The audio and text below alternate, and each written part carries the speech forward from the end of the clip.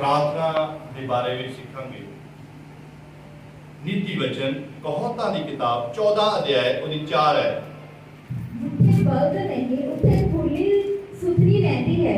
जिथे बल्द नहीं, बाइबल च लिखिया, जिथे बल्द नहीं उथे खुरली, क्योंकि उथे बल्द बचे नहीं, खान वाला है नहीं, ते खुरली जेड़ी आ वो सुथरी है।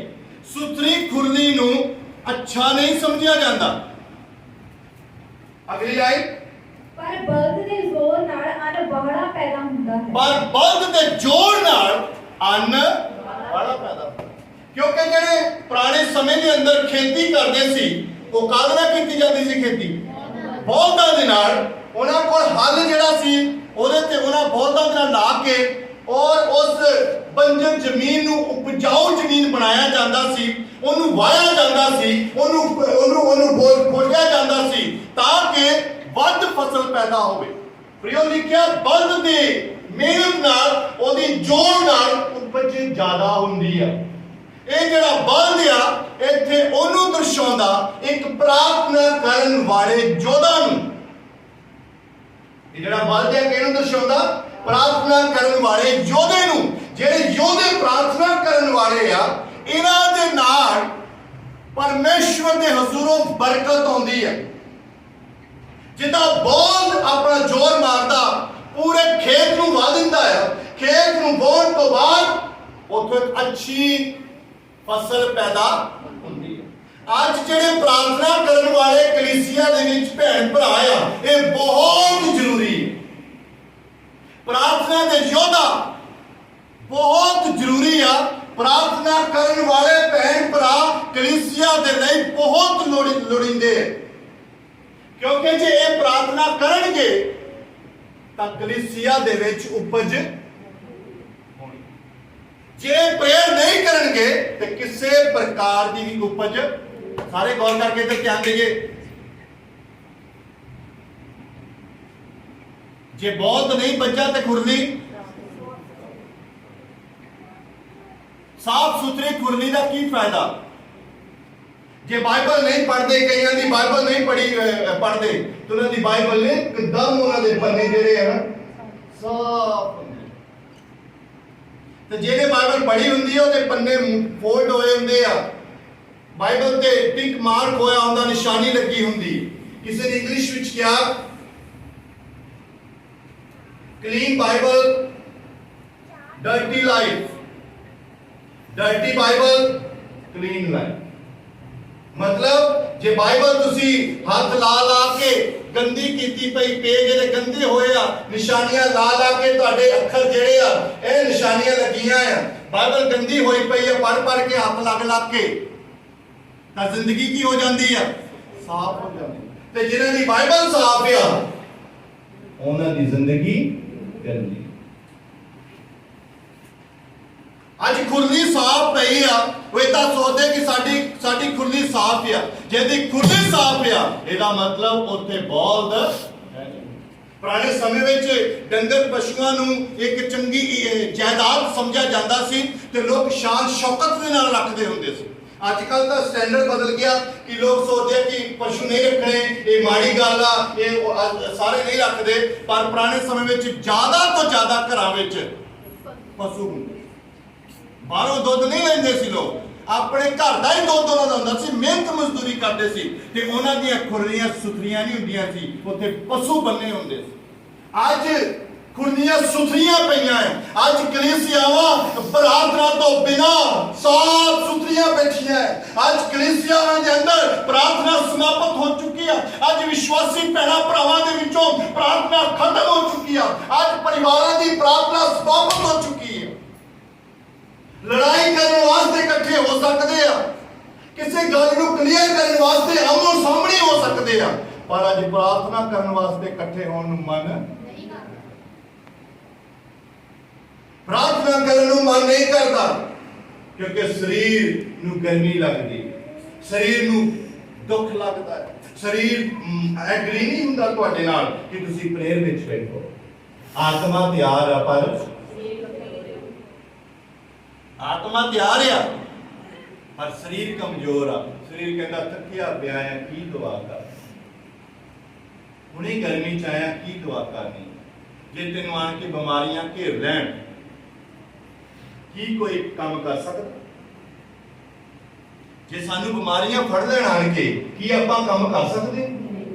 ਚਾਹ ਕੇ ਵੀ ਕੰਮ ਤੇ ਕਿਉਂ ਨਹੀਂ ਸਾਨੂੰ ਉਸ ਤੰਦਰੁਸਤੀ ਦੇ ਲਈ ਪ੍ਰਭੂ ਯਿਸੂ ਮਸੀਹ ਦਾ ਹੱਥ ਚੱਕ ਕੇ ਧੰਨਵਾਦ ਕਰਨਾ ਚਾਹੀਦਾ। ਬੋਲੋ ਹਾਲੇਲੂਇਆ। ਹਾਲੇਲੂਇਆ। ਬੈਲ ਦੀ ਉਪਜ ਨਾਲ ਅੱਜ ਕਲੀਸਿਆ ਦੇ ਵਿੱਚ ਵਾਧਾ ਹੋਣਾ ਆ। ਕਲੀਸਿਆ ਦੇ ਵਿੱਚ ਪਵਿੱਤਰ ਆਤਮਾ ਦੇ ਵਰਦਾਨ ਉਤਰਦੇ ਆ ਉਹਨਾਂ ਦੇ ਕਰਕੇ ਜਿਹੜੇ ਪ੍ਰਾਰਥਨਾ ਦੇ ਯੋਧਾ ਕਲੀਸਿਆ ਦੇ ਵਿੱਚ ਹੋਣਗੇ। ਬੋਲੋ ਹਾਲੇਲੂਇਆ।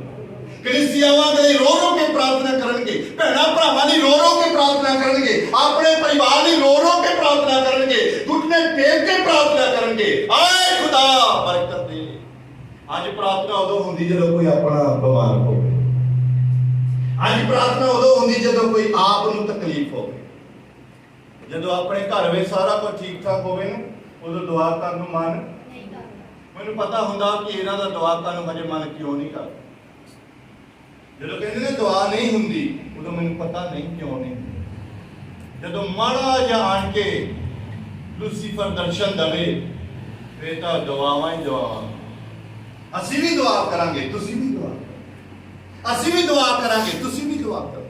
ਉਹਦੇ ਕੋਲ ਵੀ ਕਰਵਾ ਦੇ, ਉਹਦੇ ਕੋਲ ਵੀ ਕਰਵਾ ਲਓ, ਉਹਦੇ ਕੋਲੋਂ ਹੱਥ ਰਖਵਾ ਲਓ, ਉਹਦੇ ਕੋਲੋਂ ਹੱਥ ਰਖਵਾ ਲਓ। ਜਿਹਦਾ ਮਰਜ਼ੀ ਹੱਥ ਰਖਵਾਓ, ਜਦ ਤੱਕ ਤੁਸੀਂ ਘੁਟਨੇ ਨਹੀਂ ਟੇਕੋਗੇ ਉਦੋਂ ਤੱਕ ਬਰਕਤ ਨਹੀਂ ਆਉਣੀ।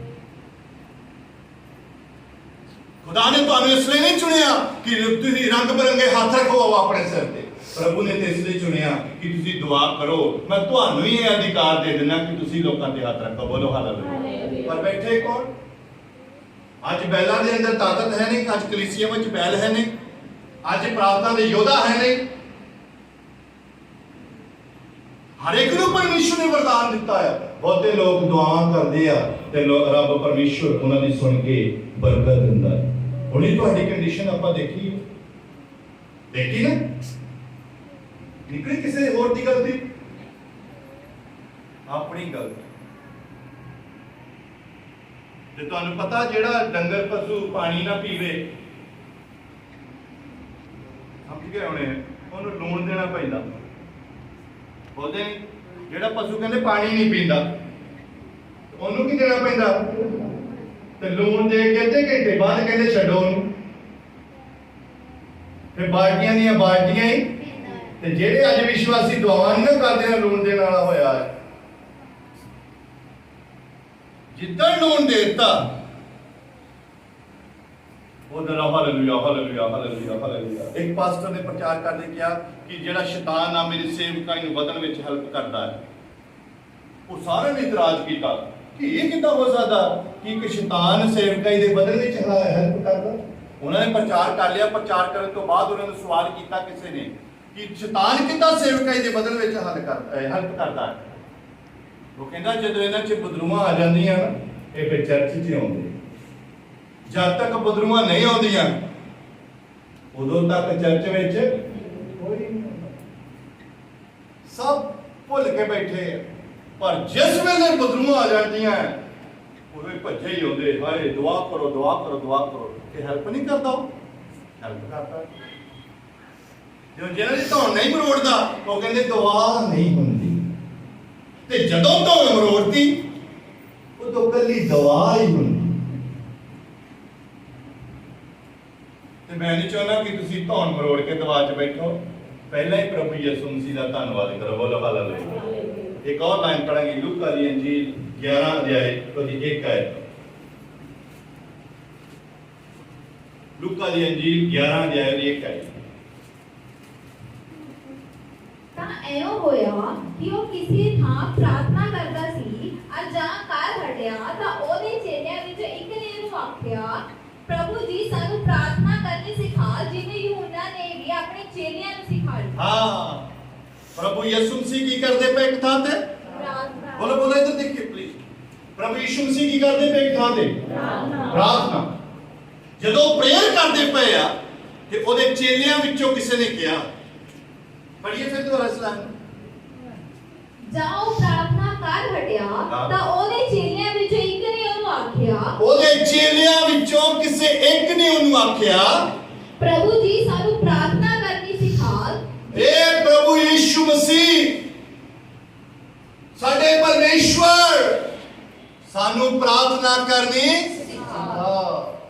ਅੱਜ ਬਹੁਤ ਘੱਟ ਲੋਕ ਆ ਜਿਹੜੇ ਇਹ ਗੱਲ ਆਖਦੇ ਆ ਕਿ ਸਾਨੂੰ ਪ੍ਰਾਰਥਨਾ ਕਰ। ਚੇਲਿਆਂ ਨੂੰ ਪਤਾ ਸੀ ਕਿ ਅਗਰ ਯਿਸੂ ਪਰਮੇਸ਼ਵਰ ਦੀ ਸਾਮਰਥ ਆ ਤੇ ਉਹਦੇ ਪਿੱਛੇ ਇੱਕੋ ਹੀ ਇੱਕ ਰਾਜ ਆ, ਪ੍ਰਾਰਥਨਾ ਪ੍ਰਾਰਥਨਾ ਪ੍ਰਾਰਥਨਾ। ਯੀਸ਼ੂ ਮਸੀਹ ਕੋਲ ਅਧਿਕਾਰ ਨਹੀਂ ਆ। ਪ੍ਰਭੂ ਯੀਸ਼ੂ ਮਸੀਹ ਜਿਸ ਮੋਟਿਵ ਨਾਲ ਆਏ ਆ, ਪਰਮੇਸ਼ਵਰ ਨੇ ਉਹਨੂੰ ਤਿਆਰ ਕੀਤਾ, ਭੇਜਿਆ ਵੀ ਇਸੇ ਕਰਕੇ ਆ। ਪਰ ਫਿਰ ਵੀ ਪ੍ਰਭੂ ਯਿਸੂ ਮਸੀਹ ਪਰਮੇਸ਼ਵਰ ਹੁੰਦੇ ਹੋਏ ਵੀ ਆਪਣੇ ਬਾਪ ਨਾਲ ਪ੍ਰਾਰਥਨਾ ਵਿੱਚ ਸਮਾਂ। ਅਗਰ ਉਹਨੂੰ ਪ੍ਰਾਰਥਨਾ ਦੀ ਲੋੜ ਆ ਤੇ ਮੈਨੂੰ ਤੁਹਾਨੂੰ ਕਿਉਂ ਨਹੀਂ? ਪਰ ਚੇਲਿਆਂ ਨੂੰ ਪਤਾ ਸੀ ਅਗਰ ਪ੍ਰਭੂ ਵਰਗੇ ਕੰਮ ਕਰਦੇ ਆ ਤਾਂ ਕੀ ਸਿੱਖਣਾ ਪਊਗਾ? ਹੈਲੋ, ਕੀ ਸਿੱਖਣਾ ਪਊਗਾ? ਅੱਜ ਲੋਕ ਪੈਸਾ ਦੇਣਾ ਸਿੱਖਦੇ, ਇਹਨੂੰ ਕਿੱਦਾਂ ਸਿੱਖਣੇ ਆ, ਪਰ ਪ੍ਰਾਰਥਨਾ ਕਰਨੀ ਸਿਖਾ। ਇਹ ਬਹੁਤ ਘੱਟ ਲੋਕ ਜਿਹੜੇ ਇਹ ਪ੍ਰੇਰ ਕਰਨ ਕਿ ਹੈ ਪਰਮੇਸ਼ਵਰ ਮੈਨੂੰ ਪ੍ਰੇਰ ਕਰਨੀ ਸੀ। ਇਹਦਾ ਮਤਲਬ ਪ੍ਰੇਰ ਕਰਨੀ ਸਿਖਾ ਉਹਨੇ ਕਿਹਾ, ਤੇ ਪ੍ਰੇਰ ਕਰਨੀ ਆਉਣੀ ਵੀ ਚਾਹੀਦੀ ਹੈ। ਪ੍ਰੇਰ ਕਿੱਦਾਂ ਕੀਤੀ ਜਾਣੀ ਚਾਹੀਦੀ ਹੈ, ਪ੍ਰੇਰ ਕਿੱਦਾਂ ਸੁਣੀ ਜਾ ਸਕਦੀ ਆ, ਕਿਹੜੀ ਪ੍ਰੇਰ ਸੁਣੀ ਜਾ ਸਕਦੀ ਹੈ। ਪੜ੍ਹੀਏ ਮੱਤੀ ਦੀ ਅੰਜੀਲ 6 ਅਧਿਆਏ ਉਹਦੀ 5 ਆਇਤ ਤੋਂ ਪੜ੍ਹੀਏ।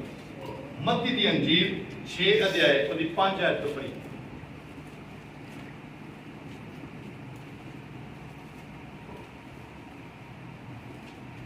ਅਤੇ ਜਾਂ ਤੁਸੀਂ ਪ੍ਰਾਰਥਨਾ ਕਰੋ। ਹਾਊ ਟੂ ਪ੍ਰੇ ਕਿੱਦਾਂ ਕਰਨੀ ਆ? ਜਦੋਂ ਤੂੰ ਪ੍ਰਾਰਥਨਾ ਕਰੇ ਤਾਂ ਕਪਟੀਆਂ ਵਾਂਗੂ ਨਾ ਹੋ। ਪ੍ਰੇਅਰ ਜਿਹੜੀ ਕਰਨੀ ਆ ਇਹ ਕਪਟੀਆਂ ਵਾਂਗੂ, ਪਖੰਡੀਆਂ ਵਾਂਗੂ ਨਾ ਕਰਿਓ।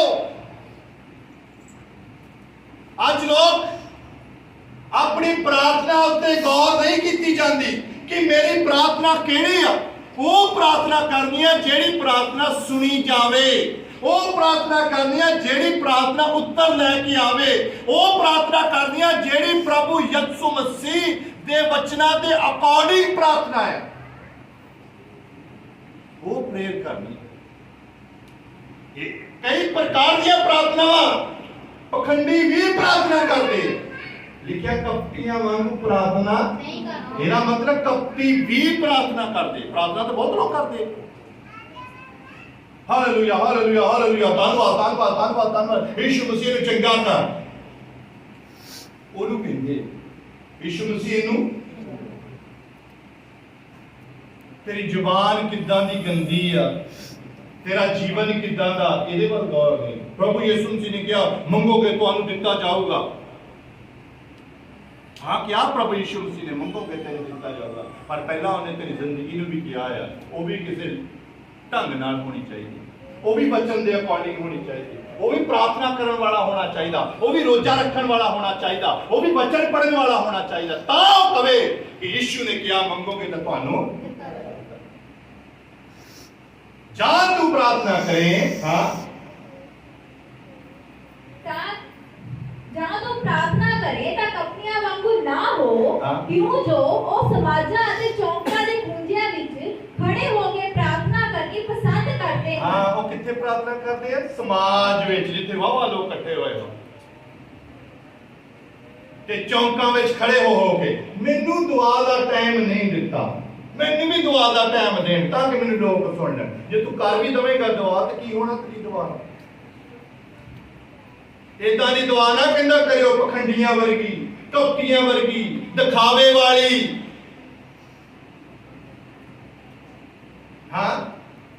ਚੌਂਕਾਂ ਵਿੱਚ ਖੜ ਕੇ ਪ੍ਰਾਰਥਨਾ ਕਰਨੀ ਪਸੰਦ ਕਰਦੇ ਹਨ ਜੋ ਮਨੁੱਖ ਉਹਨਾਂ ਨੂੰ ਵੇਖਣ। ਮੈਂ ਤੁਹਾਨੂੰ ਸੱਚ ਆਖਦਾ ਹਾਂ ਉਹ ਆਪਣਾ ਫਲ ਪਾ ਚੁੱਕੇ। ਉਹਨਾਂ ਨੇ ਆਪਣਾ ਫਲ ਪਾ ਲਿਆ ਜਿਹੜੇ ਪਖੰਡੀ। ਪਰ ਜਾਂ ਤੂੰ ਪ੍ਰਾਰਥਨਾ ਕਰੇ ਤਾਂ ਆਪਣੀ ਕੋਠੜੀ ਵਿੱਚ ਵੜ। ਦੇਖੋ ਪ੍ਰੇਰ, ਵਿਸ਼ਵਾਸੀ ਨੂੰ ਪ੍ਰੇਰ ਕਰਨੀ ਸਿਖਾਈ। ਕਈ ਲੋਕ ਕਹਿੰਦੇ ਤੁਹਾਨੂੰ ਰੋਜ਼ਾ ਰੱਖਣਾ ਦੱਸਿਓ, ਸਾਨੂੰ ਪ੍ਰਾਰਥਨਾ ਕਰਨੀ ਦੱਸਿਓ, ਉਹਨਾਂ ਚੇਲਿਆਂ ਨੇ ਵੀ ਕਿਹਾ ਸਾਨੂੰ ਪ੍ਰਾਰਥਨਾ ਕਰਨੀ ਸਿਖਾ ਰਿਹਾ ਪ੍ਰਭੂ। ਜਾਂ ਤੂੰ ਪ੍ਰਾਰਥਨਾ ਕਰੇ। ਉਹ ਕੌਣ ਕਰਦੇ ਸੀ? ਉਹ ਕਪਟੀ ਕਰਦੇ ਸੀ। ਕਪਟੀ ਕਿੱਦਾਂ ਕਰਦੇ ਆ? ਹੈ ਜੀ, ਚੌਂਕਾਂ ਵਿੱਚ ਜਿੱਥੇ ਚਾਰ ਲੋਕ ਸੁਣ ਲੈਣ, ਜਿੱਥੇ ਲੋਕ ਉਹਨੂੰ ਦੇਖਣ ਕਿ ਬੜਾ ਹੀ ਤਰੰਗੀਨੀ ਦੁਆ ਕਰ, ਜਿਹੜਾ ਲੰਬੀ ਦੁਆ ਕਰੇ ਨਾ ਚਰਚ ਵਿੱਚ ਆ ਕੇ, ਉਹ ਸੋਚ ਲਿਆ ਕਰੇ ਘਰ ਨਹੀਂ ਕਰਦਾ।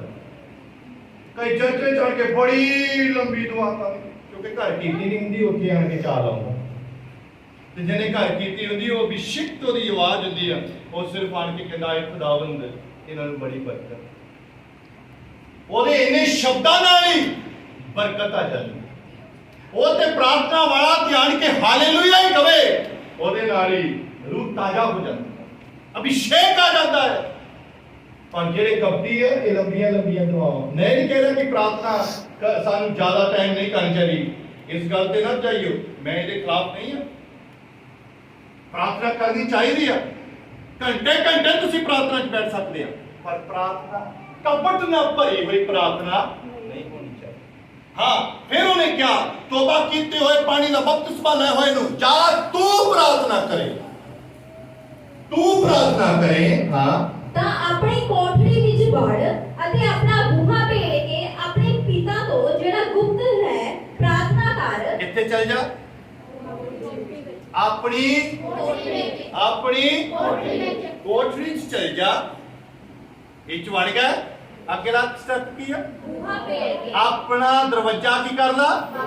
ਬੰਦ ਕਰ ਲਾ। ਹਾਂ, ਆਪਣੇ ਪਿਤਾ ਤੋਂ ਜਿਹੜਾ ਗੁਪਤ ਹੈ ਪ੍ਰਾਰਥਨਾ ਕਰ।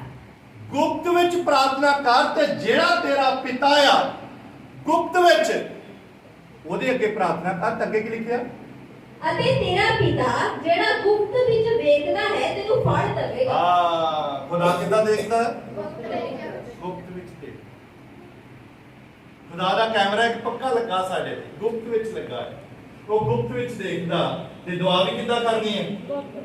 ਹੈਲੋ, ਕਈ ਬਹੁਤ ਦੱਸਣਗੇ ਮੈਂ ਦੁਆ ਕਰਨ ਲੱਗਾ, ਚੰਗਾ ਫਿਰ ਮੈਂ ਦੁਆ ਕਰ ਲਾਂ। ਮੈਂ ਦੁਆ ਕਰਕੇ ਆਇਆ। ਵਾਹ ਬੜੀ, ਤੂੰ ਤੇ ਬਹੁਤ ਹੀ ਵਧੀਆ ਕੰਮ ਕਰ ਰਿਹਾ। ਮੈਂ ਦੁਆ ਕਰਨ ਚੱਲਾ, ਮੈਂ ਅੱਜ ਰੋਜ਼ਾ ਰੱਖਿਆ ਹੈ। ਹਾਂ, ਮੈਂ ਰੋਜ਼ਾ ਰੱਖਿਆ। ਤੇ ਬਾਈਬਲ 'ਚ ਰੋਜ਼ੇ ਦੇ ਬਾਰੇ ਕੀ ਲਿਖਿਆ? ਦੁਆ ਬਾਰੇ ਕੀ ਲਿਖਿਆ? ਜਦ ਤੂੰ ਦੁਆ ਕਰੇ ਕਿੱਦਾਂ ਕਰਨੀ ਹੈ? ਹੈ ਜੀ, ਤੇ ਗੁਪਤ ਜੀ ਉਹਨੇ ਸੁਣ ਲੈਣੀ। ਬੋਲੋ ਹਾਲੇਲੂਇਆ। ਰੌਲਾ ਪਾਉਣ ਦੀ ਲੋੜ ਨਹੀਂ, ਰੌਲਾ ਪਾਉਣ ਦੀ ਲੋੜ ਨਹੀਂ ਆ। ਗੁਪਤ ਵਿੱਚ ਸੁਣੂਗਾ, ਜਦ ਤੂੰ ਅੰਦਰ ਬੈਠ ਕੇ ਆਂਸੂ ਬਹਾਉਂਗਾ, ਆਏ ਖੁਦਾ ਮੇਰੇ ਉੱਤੇ ਦਇਆ ਕਰ, ਆਏ ਖੁਦਾ ਮੈਂ ਪਰੇਸ਼ਾਨੀ ਦੀ ਹਾਲਾਤ ਵਿੱਚ ਹਾਂ, ਪਰ ਤੇਰਾ ਕਲਾਮ ਕਹਿੰਦਾ ਕਿ ਤੂੰ ਗੁਪਤ ਵਿੱਚ ਮੰਗੇਗਾ ਤੇ ਤੇਰਾ ਪਿਤਾ ਗੁਪਤ ਵਿੱਚ ਸੁਣੂਗਾ। ਜਿਹੜਾ ਗੁਪਤ ਵਿੱਚ ਦੇਖਦਾ, ਤੇ ਪ੍ਰਭੂ ਮੈਂ ਤੇਰੇ ਅੱਗੇ ਦੁਆ ਕਰਦਾ, ਮੇਰੇ ਉੱਤੇ ਕਿਰਪਾ ਕਰ, ਉਸੇ ਦਿਨ ਤੁਹਾਡੀ ਦੁਆ ਸੁਣੀ ਜਾਊਗੀ। ਬੋਲੋ ਹਾਲੇਲੂਇਆ। ਅੱਗੇ ਪੜ੍ਹੀਏ। ਅਤੇ ਤੁਸੀਂ ਪ੍ਰਾਰਥਨਾ ਕਰਦਿਆਂ ਹੋਇਆ ਪਰਾਈਆਂ ਕੌਮਾਂ ਦੇ ਲੋਕਾਂ ਵਾਂਗਰ ਬਕ-ਬਕ ਨਾ ਕਰੋ। ਹਾਂ, ਪਰਾਈਆਂ ਕੌਮਾਂ ਦੀ ਤਰ੍ਹਾਂ ਬਕ-ਬਕ ਨਾ ਕਰੋ। ਐਵੇਂ ਫਾਲਤੂ ਦੀਆਂ ਗੱਲਾਂ ਬੋਲੀ ਜਾਣੀਆਂ, ਐ ਹੋ ਗਿਆ, ਉਹ ਹੋ ਗਿਆ। ਜਦ ਤੂੰ ਦੁਆ ਕਰੇ, ਤੇਰੇ ਸ਼ਬਦਾਂ ਦੇ ਵਿੱਚ ਤਾਕਤ ਹੋਣੀ ਚਾਹੀਦੀ ਹੈ, ਤੇਰੇ ਬੋਲਣ ਵਿੱਚ ਲਿਹਾਜ਼ਾ ਹੋਣਾ ਚਾਹੀਦਾ, ਤੇਰੇ ਬੋਲਣ ਵਿੱਚ ਅਕਲ ਦੀਆਂ ਗੱਲਾਂ ਹੋਣੀਆਂ ਚਾਹੀਦੀਆਂ। ਪਰਮੇਸ਼ਵਰ ਦੇ ਅੱਗੇ ਤੂੰ ਬੈਠਾ ਹੈ, ਤੂੰ ਖੁਦਾ ਦੇ ਅੱਗੇ ਬੈਠਾ। ਇਹ ਕਪਟੀਆਂ ਵਾਂਗੂ ਬਕ-ਬਕ ਕਰਨ ਵਾਲੀ ਦੁਆ ਪ੍ਰਾਰਥਨਾ ਨਹੀਂ ਹੋਣੀ ਚਾਹੀਦੀ। ਅੱਗੇ, ਪਰਾਈਆਂ ਕੌਮਾਂ ਦੇ ਲੋਕਾਂ ਵਾਂਗਰ ਬਕ-ਬਕ ਨਾ ਕਰੋ, ਕਿਉਂ ਜੋ ਉਹ ਸਮਝਦੇ ਹਨ ਭਈ ਸਾਡੇ ਬਹੁਤ ਬੋਲਣ ਕਰਕੇ ਸਾਡੀ ਸੁਣੀ ਜਾਵੇ। ਕਈਆਂ ਨੂੰ ਇਦਾਂ ਲੱਗਦਾ ਕਿ ਜਿੰਨਾ ਜ਼ਿਆਦਾ ਬੋਲਾਂਗੇ ਜ਼ਿਆਦਾ ਨਹੀਂ ਸੁਣੀ ਜਾਣੀ। ਕਈ ਬਹੁਤ ਕਹਿਣਗੇ ਅਸੀਂ ਤਾਂ 4 ਘੰਟੇ ਦੁਆ ਕਰਦੇ ਹਾਂ। ਮਾੜੀ ਗੱਲ ਨਹੀਂ ਹੈ 4 ਘੰਟੇ ਦੁਆ ਕਰਨਾ, ਅੱਛੀ ਗੱਲ ਹੈ। 4 ਘੰਟੇ ਕਰਦੀ ਬਹੁਤ ਵਧੀਆ ਗੱਲ ਆ, ਅਭਿਸ਼ੇਕ ਆਉਂਦਾ। ਪਰ 4 ਘੰਟੇ ਦੀ ਦੁਆ ਤੋਂ ਬਾਅਦ ਵੀ ਤਾਂ ਕੁਝ ਸੁਭਾਅ ਦੇ ਵਿੱਚ ਬਦਲਾਅ ਆਉਣਾ ਚਾਹੀਦਾ। ਉਹਨੂੰ ਛੇੜੀ ਕੇ ਦੇਖੋ 4 ਘੰਟੇ ਵਾਲੇ ਨੂੰ, ਕਹਿੰਦੇ ਨਾ ਨਾ ਇਹ ਬਹੁਤ ਗੁੱਸੇ ਵਾਲੀ। ਮੈਂ ਕਿਹਾ ਇਹ 4 ਘੰਟੇ ਕੀ ਕਰਦੀ ਹੈ? 4 ਘੰਟੇ ਦੁਆ ਕੀਤੀ, ਪਰ ਹਾਲੇ ਵੀ ਇਹ ਕੌਣ ਆ? ਗੁੱਸੇ ਵਾਲੀ। 4 ਘੰਟੇ ਦੁਆ ਕੀਤੀ, ਪਰ ਹਾਲੇ ਵੀ ਗੁੱਸਾ ਨਹੀਂ ਜਾਂਦਾ। 5 ਘੰਟੇ ਦੁਆ ਕੀਤੀ, ਬਾਈਬਲ ਪੜ੍ਹੀ, ਸਾਰਾ ਦਿਨ ਦੁਆ ਕੀਤੀ। ਜਿਹੜਾ ਰੇਸ਼ਮ ਦਾ ਕੀੜਾ ਹੈ, ਜਿਹੜਾ ਰੇਸ਼ਮ ਦਾ ਕੀੜਾ, ਜਦੋਂ ਨੇ ਉਹਦੇ ਵਿੱਚੋਂ ਕੀ ਪੈਦਾ ਹੁੰਦਾ ਪਰ ਪਤਾ ਕਿਸੇ ਨੂੰ ਹੈ? ਨਹੀਂ ਹਾਂ, ਜਿਹੜੇ ਰੇਸ਼ਮ ਦੇ ਕੀੜੇ ਚੋਂ ਤਿਤਲੀ ਪੈਦਾ ਹੁੰਦੀ, ਜਿਹੜਾ ਰੇਸ਼ਮ ਦਾ ਕੀੜਾ ਆ ਉਹ 21 ਦਿਨ, ਜਦੋਂ ਤੁਸੀਂ ਗੂਗਲ ਤੋਂ ਵੀ ਤੁਸੀਂ ਸਰਚ ਕਰ ਸਕਦੇ ਹੋ, 21 ਦਿਨ ਉਹ ਕੁਝ ਨਹੀਂ ਖਾਂਦਾ, ਕੁਝ ਨਹੀਂ। ਪਰ ਜਦੋਂ ਉਹਦੇ ਵਿੱਚੋਂ ਪੈਦਾਇਸ਼ ਹੁੰਦੀ ਆ ਤੇ ਕੀ ਪੈਦਾ ਹੁੰਦਾ? ਬਟਰਫਲਾਈ, ਤਿਤਲੀ ਪੈਦਾ ਹੁੰਦੀ। ਤਿਤਲੀ, ਜਿਹੜੀ ਤਿਤਲੀ ਪੈਦਾ ਹੁੰਦੀ ਆ ਕਦੀ ਗੰਦਗੀ ਤੇ ਨਹੀਂ ਕਰਦੀ। ਤਿਤਲੀ ਜਦੋਂ ਬੈਠੂਗੀ ਸਾਫ ਸੁਥਰੀ ਜਗ੍ਹਾ ਤੇ ਅੱਛੇ ਅੱਛੇ ਫੁੱਲਾਂ ਤੇ ਬੈਠਦੀ। ਕਿੰਨੇ ਦਿਨ ਦਾ ਰੋਜ਼ਾ ਉਹਨੇ ਰੱਖਿਆ ਸੀ? 21 ਦਿਨ। ਰੇਸ਼ਮ ਦਾ ਕੀੜਾ 21 ਦਿਨ ਦੇ ਰੋਜ਼ੇ ਤੇ ਆ। ਉਸ ਤੋਂ ਬਾਅਦ ਉਹ ਤਿਤਲੀ ਨੂੰ ਪੈਦਾ ਕੀਤਾ। ਸੇਮ ਉਸੇ ਪ੍ਰਕਾਰ ਨਾਲ ਜਦੋਂ ਇੱਕ ਸੱਪਨੀ ਆਂਡੇ ਦੇ ਕੇ ਬੱਚੇ ਕੱਢਦੀ ਆ, 21 ਦਿਨ ਉਹ ਵੀ ਕੁਝ ਨਹੀਂ ਖਾਂਦੀ। ਕਹਿੰਦੇ ਉਹਨੂੰ ਛੇੜ ਵੀ ਲਓ ਤੇ ਉਹ ਡੰਗ ਨਹੀਂ ਮਾਰਦੀ, ਆਂਡਿਆਂ ਤੇ ਆ, ਕਿਉਂਕਿ ਉਹਨੇ ਕੀ ਕੱਢਣੇ ਆ? 21 ਦਿਨ ਦਾ ਰੋਜ਼ਾ ਰੱਖਿਆ ਆ। ਉਹਨੂੰ ਕੋਈ ਐ ਕਰ ਵੀ ਦੇਵੇ ਤਾਂ ਐ ਹੀ ਰਹਿੰਦੀ, ਕਿਉਂਕਿ ਉਹ ਕਾਹਦੇ ਤੇ ਆ? ਹੈਲੋ ਬੋਲੋ ਵੀ, ਕਾਹਦੇ ਤੇ ਆ? ਰੋਜ਼ੇ ਤੇ ਆ। 21 ਦਿਨ ਦਾ ਰੋਜ਼ਾ, ਕੁਛ ਨਹੀਂ ਖਾਣਾ, ਕੁਛ ਨਹੀਂ ਪੀਣਾ। ਪਰ ਜਿੱਦਾਂ 21 ਦਿਨ ਪੈਰ ਖਤਮ ਹੋਏ ਤੇ ਉੱਥੇ ਹੀ, ਹਾਂ 21 ਦਿਨ ਰੋਜ਼ੇ ਤੇ ਸੀ ਤੇ ਆ ਚੀਜ਼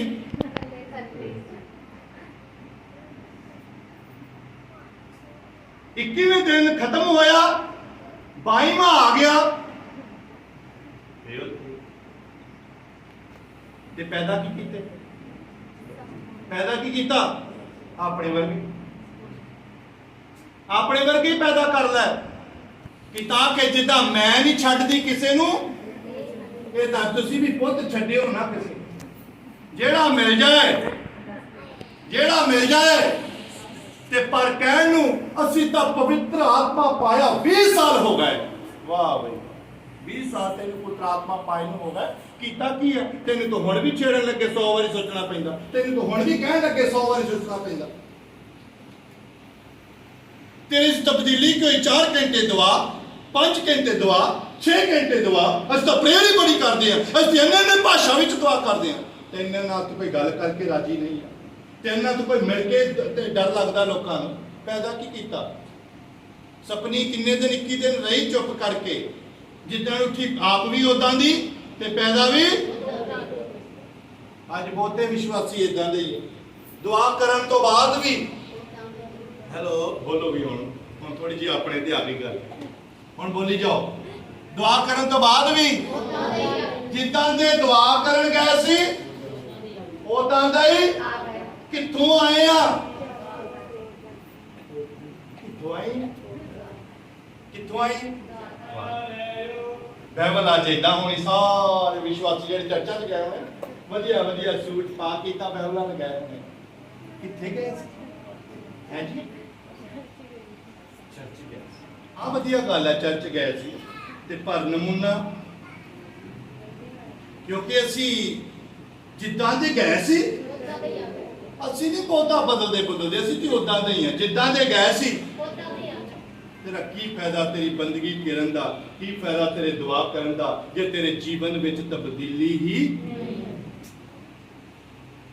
ਜੇ ਤੂੰ ਬਦਲਿਆ ਹੀ ਨਹੀਂ, ਅਗਰ ਤੂੰ ਆਪਣੇ ਆਪ ਨੂੰ ਚੇਂਜ ਹੀ ਨਹੀਂ ਕੀਤਾ, ਕੀ ਫਾਇਦਾ? ਇਹਨਾਂ ਕਪਟੀਆਂ ਵਾਂਗੂ ਦੁਆ ਨਾ ਕਰੋ, ਇਹਨਾਂ ਪਖੰਡੀਆਂ ਵਾਂਗੂ ਦੁਆ ਨਾ ਕਰੋ। ਜਦ ਤੂੰ ਦੁਆ ਕਰੇ, ਕੋਠੜੀ ਵਿੱਚ ਚਲਾ ਜਾ, ਗੁਪਤ ਵਿੱਚ ਦੁਆ ਕਰ। ਗੁਪਤ ਵਾਲਾ ਪਰਮੇਸ਼ਵਰ ਤੇਰੀ ਦੁਆ ਨੂੰ ਸੁਣ ਕੇ ਵੱਡੇ ਵੱਡੇ ਕੰਮ ਕਰਨ ਦੀ ਤਾਕਤ ਰੱਖਦਾ ਹੈ। ਬੋਲੋ ਹਾਲੇਲੂਇਆ। ਖੁਦਾ ਆਪਣੇ ਵਾਅਦੇ ਤੋਂ ਮੁੱਕਰਦਾ ਨਹੀਂ, ਖੁਦਾ ਆਪਣੇ ਵਾਅਦੇ ਤੋਂ ਪਿੱਛੇ ਹਟਦਾ ਨਹੀਂ। ਪਰਮੇਸ਼ਵਰ 100% ਆਪਣੇ ਵਾਅਦੇ ਨੂੰ ਪੂਰਾ ਕਰਦਾ ਆ। ਪਰ ਜੇ ਕੋਈ ਉਹਦੇ ਦਿੱਤੇ ਹੋਏ ਮਾਰਗ ਤੇ ਚੱਲੇ ਤਾਂ ਉਹਦੀ ਦੱਸੀ ਹੋਈ ਪ੍ਰਾਰਥਨਾ ਕਰੇ। प्रार्थना ते बहुत करते हैं, पर कहना तू दुआ करी, पर इन्हां कपटियां वांगू दुआ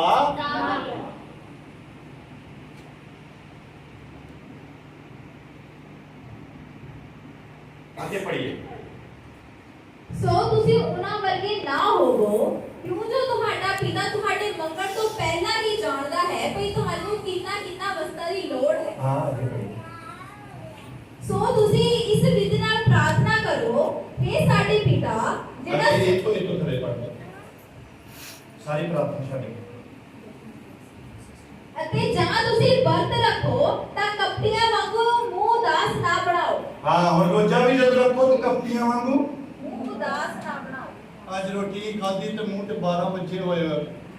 जब तू रोजा रखे ते तेरा मुंह उदास ਨਾ ਹੋਵੇ। एकदम आनंदित है। ਅਸੀਂ ਕੀ ਰੱਖਿਆ ਹੈ? ਦੱਸਣਾ ਵੀ ਨਹੀਂ ਤੇ ਮੂੰਹ ਤੇ ਉਦਾਸੀ ਵੀ ਆਉਣੀ ਨਹੀਂ ਚਾਹੀਦੀ। ਅੱਗੇ ਕਿਉਂ ਜੋ ਆਪਣੇ ਮੂੰਹ ਇਸ ਲਈ ਵਿਗਾੜਦੇ ਹਨ ਭਈ ਉਹ ਮਨੁੱਖਾਂ ਨੂੰ ਵਰਤੀ ਮਲੂਮ ਹੋਣ। ਹਾਂ ਕਈ ਇਦਾਂ ਆਪਣੇ ਆਪ ਨੂੰ ਬੜੀ ਕੁੱਤੀ ਜੀ ਜਾਣਗੇ ਉੱਥੇ ਕਿ ਤਾਂ ਕਿ ਪਤਾ ਲੱਗ ਜਾਏ ਕਿ ਇਹਨੇ ਕੀ ਰੱਖਿਆ ਹੈ? रोजा रखे। और कहना चलो तू रोजा रखे, रोजा प्रार्थना करनी आ ते अपने मुंह दे उत्ते उदासी ਨਾ ਆਏ। किदा रहना चाहिए? बोलते नहीं किदा रहना चाहिए? आज लोगों को आपको स्माइल है नहीं तो लोगों ने ना घर में स्माइली बोला रखियां है ना, बोला मार्केट च मिलदियां स्माइली, उन्हें स्माइली बॉल कहते, वो घर च रखियां क्योंकि अपने तो तोड़ी गई है। पर खुदा की कह रहा जब तू रोजा रखे उदास ना होनी। आगे ਮੈਂ ਤੁਹਾਨੂੰ ਸੱਚ ਆਖਦਾ ਹਾਂ ਭਈ ਉਹ ਆਪਣਾ ਫਲ ਪਾ ਚੁੱਕੇ, ਪਰ ਜਾਂ ਤੂੰ ਵਰਤ ਰੱਖੇ ਤਾਂ ਆਪਣੇ ਸਿਰ ਉੱਤੇ ਤੇਲ ਲਾ ਕੇ ਆਪਣੇ ਆਪਣਾ ਮੂੰਹ ਧੋ। ਤੂੰ ਮਨੁੱਖਾਂ ਨੂੰ ਨਹੀਂ ਪਰ ਆਪਣੇ ਪਿਤਾ ਨੂੰ ਜਿਹੜਾ ਗੁਪਤ ਹੈ ਵਰਤੀ ਮਲੂਮ ਹੋਵੇ। हाँ जब तू रोजा रखे तौबा कीते हुए भाई बहन, बपतिस्मा ले हुए भाइयों बहनों, कलीसिया में आने वालियो, जब तुसी रोजा रखो ते इदा रोजा रखियो अपने सिर ते की ला ਤੇਲ ਲਾ अपने मुंह ਨੂੰ ਕੀ ਕਰ ਧੋ।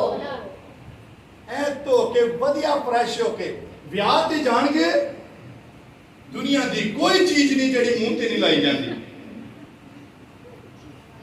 ਵਿਆਹ ਤੇ ਜਾਣਗੇ ਬਹੁਤ ਸੱਜ ਕੇ ਤੇ ਰੋਜ਼ਾ ਰੱਖਿਆ। ਇੱਥੇ ਚਰਚ ਆਉਣਗੇ ਨਾ ਮੈਨੂੰ ਨਾ ਚਲ ਆਣ ਕੇ ਨਾਵਾਂਗੇ। ਕਿਉਂ ਇੱਥੇ ਕਿਹੜੇ ਲੋਕਾਂ ਨਾਲ ਇੱਥੇ ਗੱਲ ਆਣ ਕੇ ਨਾਵਾਂਗੇ? ਕਿਉਂ ਆਣ ਕੇ ਨਾਵਾਂਗੇ? ਵਿਆਹ ਤੇ ਜਾਣਾ ਤੇ ਫੇ ਵਧੀਆ ਵਸਤਰ ਪੇਟੀ ਚੋਂ ਕੱਢਣਾ ਉਹ ਸੂਟ ਜਿਹੜਾ ਅਜੇ ਮੈਂ ਪਾਇਆ ਤੇ ਇੱਥੇ ਪੁਰਾਣਾ ਹਾਏ ਪਾਚਾ ਇੱਥੇ ਕੀ ਜਾਣਾ? ਉਹ ਕੀ ਕਹਿ ਰਿਹਾ? ਖੁਦਾ ਦੇ ਪੜੋ ਜਰਾ। ਅਤੇ ਜਦ ਤੂੰ ਵਰਤ ਰੱਖੇ ਤਾਂ ਆਪਣੇ ਸਿਰ ਨੂੰ ਤੇਲ ਲਾ ਅਤੇ ਮੂੰਹ ਧੋ। ਆਪਣੇ ਸਿਰ ਨੂੰ ਕੀ ਲਾ? ਤੇਲ ਲਾ। ਆਪਣੇ ਸਿਰ ਨੂੰ ਤੇਲ ਲਾ। ਕਿਉਂਕਿ ਇਹ ਬਹੁਤ ਪੁਰਾਣਾ ਬਾਈਬਲ ਲਿਖੀ ਹੋਈ ਹੈ। ਉਦੋਂ ਲੋਕ ਸਿਰ ਨੂੰ ਤੇਲ ਲਾਉਂਦੇ ਹੁੰਦੇ ਸੀ। ਹੁਣ ਤਾਂ ਤੇਲ ਜਿਹੜਾ ਹੈ ਨਾ ਖਤਮ ਹੋ ਗਿਆ, ਹੁਣ ਤਾਂ ਸਿਰਮ ਆ ਗਏ ਹੋਏ ਆ, ਹੁਣ ਤਾਂ ਬਹੁਤ ਕੁਝ ਆ ਗਿਆ। ਹੁਣ ਤੇ ਕਹਿੰਦੇ ਜਿਹੜੇ ਵਾਲਾਂ ਨੂੰ ਰਿਬੌਂਡਿੰਗ ਕੀਤੀ ਉਹਨੂੰ ਬੈਂਡ ਨਹੀਂ ਕਰਨੀ, ਉਹਨੂੰ ਤੇ ਘੁੱਟ ਕੇ ਬੰਨਣਾ ਵੀ, ਕਿਉਂਕਿ ਰਿਬੌਂਡਿੰਗ ਜਿਹੜੀ ਆ ਇਹ ਕੋਈ ਸਸਤੀ ਨਹੀਂ ਆ, ਇਹ ਕਾਸਟਲੀ ਕੰਮ ਆ। ਔਰ ਬੌਂਡਿੰਗ ਕੀਤੇ ਹੋਏ ਵਾਲਾਂ ਨੂੰ ਬੈਂਡ ਨਹੀਂ ਕਰਨਾ, ਉਹਨੂੰ ਤੇਲ ਨਹੀਂ ਲਾਉਣਾ, ਉਹਨੂੰ ਸਿਰਮ ਲਾਉਣੇ ਆ। ਪਰ ਉਹ ਕਹਿੰਦਾ ਪੁਰਾਣੇ ਸਮੇਂ 'ਚ ਜਿਹੜੇ ਲੋਕ ਜਿਹੜੇ ਪੁਰਾਣੇ ਮਾਤਾ ਜੀ ਰਹਿੰਦੇ ਆ ਜਾਂ ਬਜ਼ੁਰਗ ਇੱਥੇ ਬੈਠੇ ਉਹਨਾਂ ਨੂੰ ਪਤਾ, ਪੁਰਾਣੇ ਸਮੇਂ 'ਚ ਲੋਕ ਸਿਰਾਂ ਨੂੰ ਕੀ ਲਾਉਂਦੇ ਸੀ? ਤੇਲ ਲਾਉਂਦੇ। ਜੇ ਤੇਲ ਲਾਉਂਦੇ ਸੀ ਤੇ ਉਹਨਾਂ ਦੇ ਦਿਮਾਗ ਵੀ ਬਹੁਤ ਕੰਮ ਕਰਦੇ ਸੀ। ਹੁਣ ਤੇਲ ਤੂੰ ਲਾਉਂਦੇ ਨਹੀਂਗੇ, ਖੁਸ਼ਕ ਹੋਏ ਪਏ ਆ ਉੱਤੋਂ ਵੀ ਤੇ, ਕਿਉਂਕਿ ਤੇਲ ਨਹੀਂ ਲਾਉਂਦੇ ਸਰੀਰਾਂ ਨੂੰ, ਇਹ ਲੋਸ਼ਨ ਲਾਉਂਦੇ ਆ। ਲੋਸ਼ਨ ਆਪ ਵੀ ਖੁਸ਼ਕ ਤੇ ਤੁਹਾਨੂੰ ਵੀ ਖੁਸ਼ਕ ਕੀਤਾ, ਗਾਂ ਜਾ ਕੇ ਤੁਸੀਂ ਖੁਸ਼ਕੀ ਫੈਲਾਤੀ। ਤੇਲ ਲਾਉਣ ਦੇ ਬਹੁਤ ਫਾਇਦੇ। ਜਿਹੜੇ ਲੋਕ ਤੇਲ ਲਾਉਂਦੇ ਸੀ ਜਾਂ ਅਜੇ ਵੀ ਲਾਉਂਦੇ ਆ, ਉਹਨਾਂ ਨੂੰ ਪਤਾ ਤੇਲ ਲਾਉਣ ਦਾ ਬਹੁਤ ਕੀ ਆ ਫਾਇਦਾ। ਇਸੇ ਕਰਕੇ ਬਾਈਬਲ ਵਿੱਚ ਲਿਖਿਆ ਤੇਲ ਲਾਉਣ ਦਾ ਮਤਲਬ ਆਪਣੇ ਆਪ ਦੀ ਤੂੰ ਤਿਆਰੀ ਕਰ, ਸਾਫ ਸੁਥਰਾ ਹੋ। ਨੰਬਰ 1 ਆਪਣੇ ਸਿਰ ਨੂੰ ਕੀ ਲਾ? ਤੇਲ ਲਾ। ਅੱਗੇ ਅਤੇ ਆਪਣਾ ਮੂੰਹ ਧੋ। ਇਹ ਆਪਣਾ ਮੂੰਹ ਧੋ। ਉਦਾਂ ਹੀ ਉੱਠ ਕੇ ਹਾਲੇਲੂਇਆ ਹਾਲੇਲੂਇਆ, ਮੂੰਹ ਧੋਤਾ ਨਹੀਂ ਤੂੰ, ਹਾਲੇਲੂਇਆ, ਜਾ ਪਹਿਲਾਂ ਮੂੰਹ ਧੋ। ਮੈਂ ਨਹੀਂ ਕਹਿੰਦਾ, ਇਹ ਪ੍ਰਭੂ ਯਿਸੂ ਮਸੀਹ ਕਹਿ ਰਹੇ, ਬੋਲੋ ਹਾਲੇਲੂਇਆ। ਕੀ ਧੋ? ਵਿਆਹ ਜਾਣ ਲੱਗੇ ਆਪਾਂ ਉਹਨਾਂ ਧੋਨੇ ਮੂੰਹ, ਜਿਹੜਾ ਉਹ ਕੀ ਕਹਿੰਦੇ ਹੁੰਦੇ ਉਹਨੂੰ, ਫੇਸ ਵਾਸ਼। ਫੇਸ ਵਾਸ਼ ਨਾ ਧੋਈਦਾ ਤੇ ਦਵਾ ਤੇ ਸਾਬਣ ਵੀ ਨਹੀਂ ਲਾਈਦਾ। ਉਥੋਂ ਕੀ ਬਿਸਤਰੇ ਚੋਂ ਨਿਕਲ ਕੇ ਉੱਥੇ ਕੀ, ਹਾਲੇਲੂਇਆ ਹਾਲੇਲੂਇਆ। ਪ੍ਰਭੂ ਕਹਿੰਦਾ ਮੂੰਹ ਧੋ, ਤੁਸੀਂ ਉੱਥੇ ਹਾਲੇਲੂਇਆ ਹਾਲੇਲੂਇਆ। ਪਹਿਲਾਂ ਕੀ ਕਰ? ਜਦ ਰੋਜ਼ਾ ਰੱਖਿਆ ਕੀ ਕਰ? ਸਿਰ ਨੂੰ ਤੇਲ ਲਾ। ਫਿਰ ਕੀ ਕਰ? ਆਪਣਾ ਮੂੰਹ ਧੋ। ਅੱਗੇ ਤੂੰ ਮਨੁੱਖਾਂ ਨੂੰ ਨਹੀਂ ਪਰ ਆਪਣੇ ਪਿਤਾ ਨੂੰ ਜਿਹੜਾ ਗੁਪਤ ਵਿੱਚ ਹੈ ਵਰਤੀ ਮਾਲੂਮ ਹੋ। ਵਧੀਆ ਤਿਆਰ ਵਿਆਰ ਹੋ ਕੇ ਦੁਆ ਕਰ। ਤੂੰ ਲੋਕਾਂ ਨੂੰ ਨਹੀਂ ਦਿਖਾਉਣਾ ਕਿ ਮੂੰਹ ਉਤਰਿਆ ਹੋਵੇ, ਭੁੱਖ ਲੱਗੀ ਹੋਵੇ, ਬੁੜ ਬੁੜ ਕਰਕੇ ਪਵੇਂ ਐਵੇਂ ਮੈਨੂੰ ਕਹੀ ਜਾਂਦੇ ਮੈਂ ਰੋਜ਼ਾ ਰੱਖਿਆ ਹੈ, ਐਵੇਂ ਮੈਨੂੰ ਤੰਗ ਕਰੀ ਜਾਂਦੇ, ਆਵਾਜ਼ਾਂ ਮਾਰੀ ਜਾਂਦੇ ਮੈਂ ਰੋਜ਼ਾ ਰੱਖਿਆ। ਤੁਹਾਨੂੰ ਨਹੀਂ ਪਤਾ ਮੈਂ ਰੋਜ਼ਾ ਰੱਖਿਆ? ਉਹ ਕਹਿੰਦਾ ਤੂੰ ਰੋਜ਼ਾ ਰੱਖਿਆ? ਕੀ ਰੱਖਿਆ? ਅੰਦਰ ਘਰੇ ਬੰਬ ਰੱਖਿਆ। ਰੋਜ਼ਾ ਰੱਖੇ ਵਾਲੇ ਦੀ ਆ ਭਾਸ਼ਾ ਹੁੰਦੀ। ਰੋਜ਼ਾ ਰੱਖੇ ਵਾਲਾ ਤਾਂ ਹਲੀਮੀ ਨਾ ਉੱਠੂਗਾ। ਹਾਂਜੀ ਤੁਸੀਂ ਮੈਨੂੰ ਆਵਾਜ਼ ਮਾਰੀ ਸੀ, 1 ਮਿੰਟ ਮੈਂ ਆ ਜਾਨੀ ਆ ਜਾਂ ਆ ਜਾਨਾ ਆ। ਮੇਰਾ ਟਾਈਮ ਪ੍ਰਾਰਥਨਾ ਦਾ, ਮੈਂ ਪ੍ਰਾਰਥਨਾ ਕਰ ਲਵਾਂ। ਤੇ ਮੈਂ ਨਹੀਂ ਤਾਂ ਸਮਝਦਾ ਕਿ ਜਦੋਂ ਆਪਾਂ ਕਿਸੇ ਨੂੰ ਕਹੀਏ ਮੈਂ ਪ੍ਰੇਅਰ ਕਰ ਲਵਾਂ ਤੇ ਕੋਈ ਸਾਨੂੰ ਵਿੱਚ ਕਹੇ ਕਿ ਨਾ ਪ੍ਰੇਅਰ ਨਾ ਕਰ। ਹਰ ਕੋਈ ਪ੍ਰਾਰਥਨਾ ਕਰਨ ਵਾਲੇ ਨੂੰ ਸਤਿਕਾਰ ਕਰਦਾ ਕਿ ਉਹ ਪ੍ਰਾਰਥਨਾ ਕਰਦਾ, ਕੋਈ ਨਹੀਂ ਤੂੰ ਪ੍ਰੇਅਰ ਕਰ ਲੈ। ਤੂੰ ਕਹਿੰਦਾ ਇਦਾਂ ਨਹੀਂ, ਲੋਕਾਂ ਨੂੰ ਨਾ ਦਿਖਾਵਾ ਕਰ ਰੋਜ਼ਾ ਰੱਖਿਆ। ਕਿਹਨੂੰ ਦਿਖਾਉਣਾ? ਬਸ ਆਪਾਂ ਪਰਮੇਸ਼ਰ ਨੂੰ ਪਤਾ ਲੱਗੇ ਕਿ ਇਹਨੇ ਕੀ ਰੱਖਿਆ ਹੈ, ਰੋਜ਼ਾ। ਵਰਤ ਕਿੱਦਾਂ ਰੱਖਿਆ ਜਾਂਦਾ? ਗੁਪਤ ਵਿੱਚ। ਕਿੱਦਾਂ ਵਰਤ ਰੱਖਣਾ? ਗੁਪਤ ਵਿੱਚ। ਕਿਸੇ ਨੂੰ ਦੱਸਣ ਦੀ ਜ਼ਰੂਰਤ ਨਹੀਂ ਹੈ, ਕਿਉਂਕਿ ਮੇਰਾ ਖੁਦਾ ਗੁਪਤ ਵਿੱਚ ਹੀ ਸੁਣਦਾ ਤੇ ਗੁਪਤ ਵਾਲਾ ਪ੍ਰਭੂ ਮੈਨੂੰ ਬਰਕਤ ਦਿੰਦਾ। ਬੋਲੋ ਹਾਲੇਲੂਇਆ। ਆ ਜਿਹੜੇ ਲੋਕ ਜਾਂਦੇ ਨੇ ਝੰਡਾ ਚੜਾਉਣ ਤੇ ਢੋਲ ਵਜਾਉਂਦੇ ਹੀ ਜਾਂਦੇ, ਤੂੰ ਉਹ ਪਤਾ ਲੱਗ ਜਾਂਦਾ ਅੰਦਰ ਬੈਠਿਆਂ ਨੂੰ ਵੀ, ਅੱਛਾ ਉਹਨਾਂ ਦੇ ਮੁੰਡਾ ਹੋਇਆ ਉਹ ਝੰਡਾ ਚੜਾਉਣ ਚੱਲੇ। ਪਰ ਅਸੀਂ ਢੋਲਾਂ ਨਾਲ ਨਹੀਂ, ਅਸੀਂ ਗੁਪਤ ਵਾਲੇ ਖੁਦਾ ਦੇ ਨਾਲ ਬੈਠਦੇ ਹਾਂ। ਖੁਦਾ ਥੈਂਕ ਯੂ ਫॉर एवरीथिंग। ਪ੍ਰਭੂ ਯਿਸੂ ਤੇਰਾ ਧੰਨਵਾਦ ਆ ਸਭ ਕੁਝ ਦੇਣ ਵਾਸਤੇ। ਪ੍ਰਾਰਥਨਾ ਦੇ ਕਰਨ ਵਾਲੇ ਦਾ ਜੀਵਨ ਜਿਹੜਾ ਆ ਉਹਦੇ ਵਿੱਚ ਬਦਲਾਵ ਹੋਣਾ ਚਾਹੀਦਾ। ਪ੍ਰਾਰਥਨਾ ਕਰਨ ਵਾਲੇ ਦੇ ਜੀਵਨ ਵਿੱਚ ਪਿਆਰ ਤੇ ਮੁਹੱਬਤ ਹੋਣੀ ਚਾਹੀਦੀ ਹੈ। ਪ੍ਰਾਰਥਨਾ ਕਰਨ ਵਾਲੇ ਦੇ ਅੰਦਰ ਮਸੀਹਤ ਨਜ਼ਰ ਆਉਣੀ ਚਾਹੀਦੀ ਹੈ। ਜੇ ਹਾਲੇ ਵੀ ਉਹੀ ਜ਼ਿੰਦਗੀ, ਪੁਰਾਣੀ ਜ਼ਿੰਦਗੀ, ਪਹਿਲਾਂ ਵੀ ਅਸੀਂ ਪ੍ਰਾਰਥਨਾ ਕਰਨ ਤੋਂ ਪਹਿਲਾਂ ਵੀ ਉਹੀ ਸੀ, ਪ੍ਰਾਰਥਨਾ ਕਰਨ ਤੋਂ ਬਾਅਦ ਵੀ ਉਹੀ ਸੀ, ਫਿਰ ਤੇਰੀ ਪ੍ਰਾਰਥਨਾ ਕੀਤੀ ਵਿਅਰਥ ਹੈ, ਤੇਰਾ ਸਮਾਂ ਗੁਜ਼ਾਰਿਆ ਵਿਅਰਥ। ਪ੍ਰਾਰਥਨਾ ਕਰਨ ਤੋਂ ਬਾਅਦ ਸਭ ਕੁਝ ਬਦਲਣਾ ਚਾਹੀਦਾ। ਲੂਕਾ ਦੀ ਇੰਜੀਲ 9 ਅਧਿਆਇ ਉਹਦੀ 29 ਐਸ ਪੜ੍ਹੀ। ਲੂਕਾ 9 ਦੀ 29।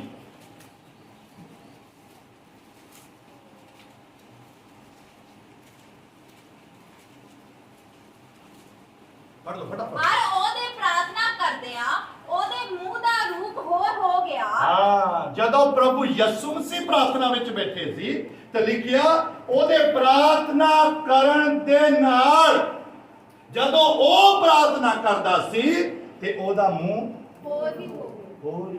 ਬੋਲੋ ਹਾਲੇਲੂਇਆ। ਜਦੋਂ ਪ੍ਰਭੂ ਯਿਸੂ ਮਸੀਹ ਪ੍ਰਾਰਥਨਾ ਤੇ ਬੈਠੇ ਸਨ ਤੇ ਉਹਨਾਂ ਦਾ ਮੂੰਹ ਅੱਗੇ ਅਤੇ ਉਹਦੀ ਪੁਛਾਕ ਚਿੱਟੀ ਅਤੇ ਚਮਕੀਲੀ ਹੋ ਗਈ। ਬੋਲੋ ਹਾਲੇਲੂਇਆ। ਉਹਨਾਂ ਦੀ ਪੁਸ਼ਾਕ ਚਿੱਟੀ ਅਤੇ ਚਮਕੀਲੀ ਹੋ ਗਈ। ਚਿੱਟੀ ਦਾ ਭਾਵ ਇੱਕਦਮ ਜਲਾਲੀ ਕੱਪੜੇ। ਅਗਰ ਪ੍ਰਭੂ ਯਿਸੂ ਮਸੀਹ ਜਿਨ੍ਹਾਂ ਦੀ ਜ਼ਿੰਦਗੀ ਦੇ ਵਿੱਚ ਨਿੱਕਾ ਜਿਹਾ ਪਾਪ ਨਹੀਂ ਪਾਇਆ ਜਾਂਦਾ, ਅਗਰ ਪ੍ਰਭੂ ਯਿਸੂ ਮਸੀਹ ਸਾਮਰਥੀ ਹੋਣ ਦੇ ਬਾਵਜੂਦ ਵੀ ਪ੍ਰਾਰਥਨਾ ਵਿੱਚ ਬੈਠਦੇ ਆ ਕਿ ਪ੍ਰਾਰਥਨਾ ਦੇ ਵਿੱਚ ਬੈਠਣ ਨਾਲ ਕੱਪੜੇ ਕਿੱਦਾਂ ਦੇ ਹੋਗਾ? ਚਿੱਟੇ ਚਮਕੇ ਤੇ ਫੇਸ ਦਾ ਰੰਗ ਵੀ ਹੋਰ ਹੀ ਹੋ ਇਹਦਾ ਮਤਲਬ ਜਿਹੜਾ ਦੁਆ ਚ ਪੈਂਦਾ ਉਹਦਾ ਜੀਵਨ ਕੀ ਹੋ ਜਾਂਦਾ, ਜ਼ਲਾਲੀ ਹੋ ਜਾਂਦਾ। ਤੇ ਹੁਣ ਦੇ ਦੁਆ ਕਰਨ ਵਾਲੇ ਉਦਾਂ ਦੇ ਹੁੰਦੇ, ਉਦਾਂ ਦੇ।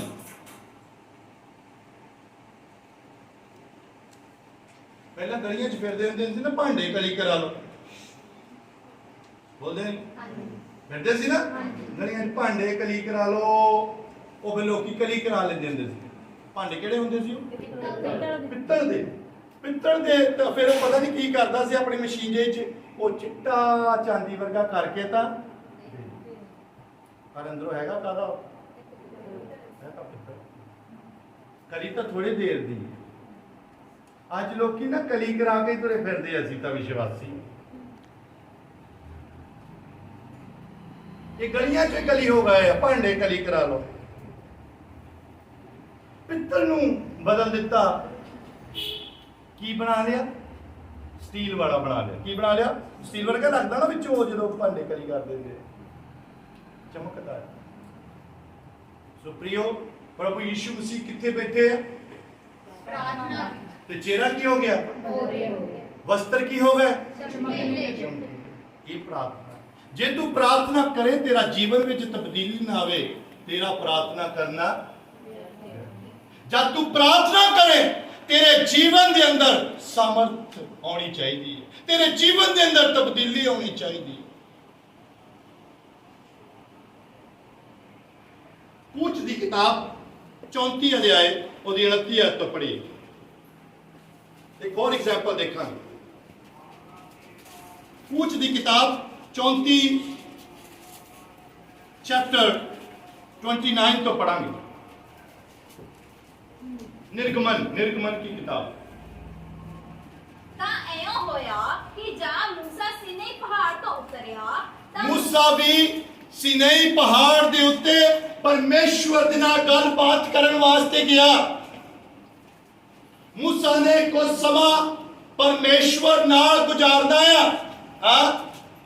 ਤਾਂ ਮੂਸਾ ਦੇ ਹੱਥ ਵਿੱਚ ਪਹਾੜ ਤੋਂ ਉਤਰਨ ਸਮੇਂ ਸਾਖੀਆਂ ਦੀਆਂ 2 ਫੱਟੀਆਂ ਸਨ ਅਤੇ ਮੂਸਾ ਨੂੰ ਮਾਲੂਮ ਨਾ ਹੋਇਆ ਪਰ ਉਸ ਦੇ ਮੂੰਹ ਦੀ ਖਲ ਉਸ ਦੇ ਨਾਲ ਬੋਲਣ ਦੇ ਕਾਰਨ ਚਮਕੀਲੀ ਹੈ। ਬੋਲੋ ਹਾਲੇਲੂਇਆ। ਜਦੋਂ मूसा ਦੁਆ ਚੋਂ ਆਇਆ ਤਾਂ ਉਹਦੇ ਹੱਥ ਵਿੱਚ ਕੀ? 2 ਫੱਟੀਆਂ। 2 ਪੱਟੀਆਂ ਦੇ ਕੀ ਲਿਖੇ ਸੀ? ਹੁਕਮ। ਹਾਂਜੀ। ਜਦੋਂ ਪ੍ਰਭੂ ਪਰਮੇਸ਼ਵਰ ਦੀ ਸੰਗਤੀ ਚੋਂ ਆਇਆ ਤੇ मूसा ਦੇ ਹੱਥ ਵਿੱਚ ਖੁਦਾ ਦਾ ਵਚਨ ਹੈ। ਬੋਲੋ ਹਾਲੇਲੂਇਆ। ਤੇ ਸਾਡੇ ਹੱਥ ਵਿੱਚ ਜਿਹੜੀ ਬਦੀ ਪਹਿਲਾਂ ਸੀ ਉਹ ਵੀ ਹੁਣ ਵੀ ਹੈ, ਜਿਹੜਾ ਗੁੱਸਾ ਪਹਿਲਾਂ ਸੀ ਉਹ ਹੁਣ ਵੀ, ਜਿਹੜਾ ਝਗੜਾ ਪਹਿਲਾਂ ਵੀ ਸੀ ਉਹ ਹੁਣ ਵੀ, ਜਿੱਦਾਂ ਦਾ ਮੂੰਹ ਪਹਿਲਾਂ ਸੀ ਮੱਥੇ ਤੇ ਤੀੜੀਆਂ ਵਾਲਾ, ਉਹ ਬਾਅਦ ਵੀ ਉਦਾਂ ਦਾ। ਪਰ मूसा ਦੇ ਹੱਥ ਵਿੱਚ ਫੱਟੀਆਂ ਹੈ। ਪਰ ਜਦੋਂ ਉਹ ਲਿਖਿਆ ਉਹਦੇ ਨਾਲ ਗੱਲਾਂ ਕਰ ਕਰਕੇ ਕੀ ਹੋ ਗਿਆ? ਉਹਦਾ ਚਿਹਰਾ चमकीला हो गया। बोलो हालेलुया। मूसा एक इंसान प्रभु परमेश्वर का सेवक है, पर जब परमेश्वर ने समा गुजारिया ओदा फेस चमकीला हो गया। हाँ, ਜਦ ਹਾਰੂਨ ਨੇ ਅਤੇ ਸਾਰੇ ਇਸਰਾਏਲੀਆਂ ਨੇ ਮੂਸਾ ਨੂੰ ਡਿਠਾ ਤਾਂ ਵੇਖੋ ਉਹਦੇ ਮੂੰਹ ਦੀ ਖਲ ਚਮਕਦੀ ਸੀ ਅਤੇ ਉਹ ਉਸ ਦੇ ਨੇੜੇ ਜਾਣ ਤੋਂ ਡਰੇ। हाँ, तो जब ਉਹਦੀ ਖਲ ਚਮਕਦੀ ਸੀ ਤੇ ਦੂਸਰੇ ਉਹਦੇ ਨੇੜੇ ਜਾਣ ਤੋਂ ਵੀ ਡਰੇ, ਕਿਉਂਕਿ ਖੁਦਾ ਦਾ ਜਲਾਲ ਜਿਹੜਾ ਉਹਦੇ ਉੱਤੇ, ਕਿਉਂਕਿ ਆਇਆ ਕਿਹਦੇ ਵਿੱਚੋਂ? ਉਹਦੀ ਹਜ਼ੂਰੀ ਚੋਂ। ਜੇ ਉਹਦੀ ਹਜ਼ੂਰੀ ਚੋਂ ਨਿਕਲਾਂਗੇ ਤਾਂ ਸਾਡੇ ਉੱਤੇ ਵੀ ਉਹਦੀ ਰੰਗ, ਸਾਡੇ ਉੱਤੇ ਵੀ ਉਹਦਾ ਰੰਗ ਚੜ ਜਾਣਾ। ਪਰ ਸਾਡੇ ਤੇ ਅੱਜ ਚੜਦਾ ਨਹੀਂ ਕਿਉਂਕਿ ਉਹਦੀ ਹਜ਼ੂਰੀ ਚ ਨਹੀਂ ਜਾਂਦੇ। ਅਸੀਂ ਬਾਹਰੋਂ ਹੀ ਆ ਜਾਂਦੇ ਹਾਂ। ਅਸੀਂ ਸਖਤ ਹੋ ਕੇ ਜਾਂਦੇ ਹਾਂ, ਪਾਪੀ ਹੋ ਕੇ ਜਾਂਦੇ ਆ, ਪਰ ਪਾਪ ਛੱਡਦੇ ਨਹੀਂ। ਅਸੀਂ ਗੁੱਸਾ ਗਿਲਾ ਘਰ ਵਿੱਚ ਰੱਖਦੇ ਆ ਪਰ ਉਹਨੂੰ ਛੱਡਦੇ ਨਹੀਂ। ਅਸੀਂ ਬਦੀਆਂ ਦਿਲ ਵਿੱਚ ਰੱਖਦੇ ਆ, ਉਹਨਾਂ ਬਦੀਆਂ ਨੂੰ ਤਿਆਗਦੇ ਨਹੀਂ। ਅਸੀਂ ਦੂਸਰੇ ਚ ਕਮੀਆਂ ਕੱਢਦੇ ਆ, ਆਪਣੇ ਵੱਲ ਕਦੀ ਝਾਤ ਨਹੀਂ ਮਾਰਦੇ, ਉਦਾਂ ਹੀ ਦੁਆਵਾਂ ਕਰਦੇ ਆ। ਤਦੀ ਬਾਈਬਲ ਚ ਲਿਖਿਆ ਤੂੰ ਉਦਾਂ ਨਾ ਕਰੀ ਕਪਟੀਆਂ ਵਰਗੀ, ਜਦ ਤੂੰ ਪ੍ਰਾਰਥਨਾ ਕਰੇ। ਤਾਂ ਹੀ ਕਿ ਜਦ ਤੂੰ ਪ੍ਰਾਰਥਨਾ ਕਰੇ, ਡਿਫਰੈਂਸ ਪਾ ਕੇ ਖੁਦਾ ਨੇ ਸਿਖਾਇਆ। ਪਹਿਲਾਂ ਉਹਨੇ ਸਮਾਜ ਵਾਲੇ ਲੋਕ ਦੱਸੇ ਜਿਹੜੇ ਪਾਪ ਵਿੱਚ ਰਹਿ ਕੇ ਦੁਆਵਾਂ ਕਰਦੇ ਆ। ਫਿਰ ਉਹਨੂੰ ਕਿਹਾ ਆਪਣੇ ਬੱਚਿਆਂ ਨੂੰ, ਜਦ ਤੂੰ ਪਰਸਨਲੀ, ਪ੍ਰਭੂ ਕਹਿ ਰਿਹਾ ਪਰਸਨਲੀ, ਜਦ ਤੂੰ पर्सनल खुदा कह रहे, जब तू प्रार्थना करे मेरी बेटी, जब तू प्रार्थना करे मेरे बेटे, तो इदा प्रार्थना ना करी कपटियां। और मूसा का चेहरा भी की हो गया प्रार्थना के नाल। ते की गल अज दे विश्वासियों का जीवन बदलना नहीं चाहिए? अज दे प्रार्थना करन वालियां दा जीवन बदलना चाहिए कि नहीं चाहिए? अज उन्हां दी भाषा बदलनी चाहिए कि नहीं चाहिए? अज उन्हां दा बोलना बदलना चाहिए कि नहीं चाहिए? अज उन्हां दा कम्मां ते जाना आना बदलना चाहिए कि नहीं चाहिए? पहला अख गंदी हो सकती है, पर प्रार्थना तो बाद ओदी अख सुथरी होनी चाहिए। पहला ओदा करैक्टर गंदा हो सकता है, पर प्रार्थना करन वाले दा करैक्टर हुण साफ हो जाना चाहिए। पहला वो नशे करता हो सकता है, पर प्रार्थना करन वाले दे जीवन विचों नशे समाप्त होने। पहला प्रार्थना करन वाले दे जीवन विच झगड़ा हो सकता है, पर अज प्रार्थना करन तो बाद ओदे जीवन विचों झगड़ा समाप्त। पहला हो सकता वो कठिन सख्त होवे, माफ ना करता होवे, हुण प्रार्थना करदा ते हुण उहनूं माफी दा हिरदा रखना चाहिए। चेंज प्रेयर करन वाला बदलिया होना चाहिए। तभी तक चेले ने कहा सानू भी प्रार्थना करनी, फिर उन्हें सिखाया तू कपटियां वांगू दुआ ना करी, तू धर्मिया वांगू दुआ कर। धर्मिया की दुआ किदां दी है? धर्मिया की दुआ किदां दी है? ते पापियां की दुआ किदां दी है? रोला पाउणा, हालेलुया हालेलुया हालेलुया हालेलुया, बहुत ही धर्मी गाने गाउणगे, जब तक छत्तियां ने सुनना जाणगे चुप नहीं करनगे, क्योंकि असीं तां बड़े धर्मी। तेरे बहुते रोला पाउण नाल धर्मी नहीं, तेरे जीवन तो नजर आऊगा कि तू धर्मी है कि नहीं। तू अपना जीवन प्रभु नूं दे चुका कि नहीं दे चुका? सो प्रियो, जब तू दुआ करे तो प्रभु यीशु